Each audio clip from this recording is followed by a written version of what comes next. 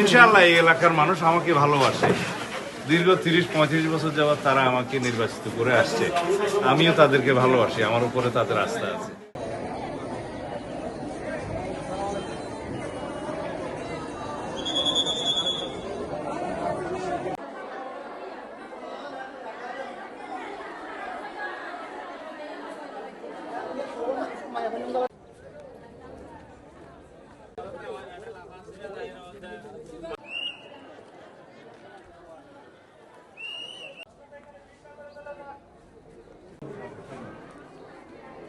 অসুবিধা আছে না?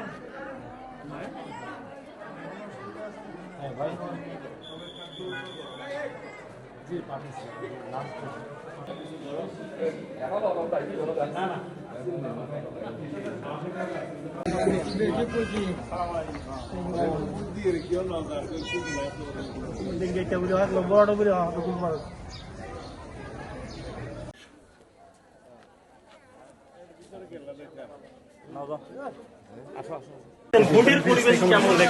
খুবই চমৎকার, আমরা অত্যন্ত আনন্দিত।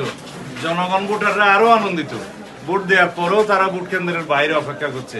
তো জিজ্ঞেস করলাম কেন, বললো যে আনন্দিত আমরা, আমাদের ভালো লাগছে, আমরা এখানে ঈদ অনুভব করছি। সেই জন্য যাচ্ছে না, কোন ধরনের চ্যালেঞ্জ তো নাই নাই নাই। তারা 17 বছর পরে মুক্ত পরিবেশে স্বাধীনভাবে ইচ্ছামতো ভোটাধিকার প্রয়োগ করতে পারছে, এটাই মানুষের কাছে খুবই আনন্দের বিষয়। তারাও জয়ের ব্যাপারে প্রত্যাশা ইনশাআল্লাহ এই এলাকার মানুষ আমাকে ভালোবাসে। দীর্ঘ 30-35 বছর যাবৎ তারা আমাকে নির্বাচিত করে আসছে, আমিও তাদেরকে ভালোবাসি, আমার উপরে তাদের আস্থা আছে। ইনশাআল্লাহ আমি আশা করি তারা আমাকে এবারও নির্বাচিত। ভাই আমরা কালকে তো হচ্ছে মানে সারা রাত দেখলাম জামাতের পক্ষ থেকে টাকা বিতরণ করা হচ্ছে, অনেকগুলো বিষয় আমরা দেখেছি। তো এই বিষয়ে কি বলবেন? ওরাও বিএনপিকে অনেকগুলো হচ্ছে অভিযোগ করছে, বিএনপি বিতরণ করছে এরকম বলে। আমি জাতীয় কোনো বিষয়ে আমলে নিতে চাচ্ছি না।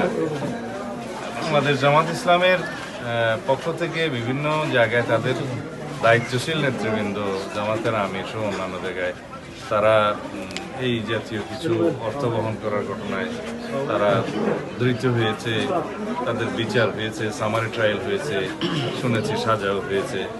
এগুলো নিন্দনীয়। আমি আশা করব আমাদের একটা নতুন গণতান্ত্রিক যাত্রায় যেন কোনো পক্ষই, কোনো রাজনৈতিক দলই এই সমস্ত অপসংস্কৃতির আশ্রয় না নেয়, অগণতান্ত্রিক পন্থার আশ্রয় না, এটাই আমাদের।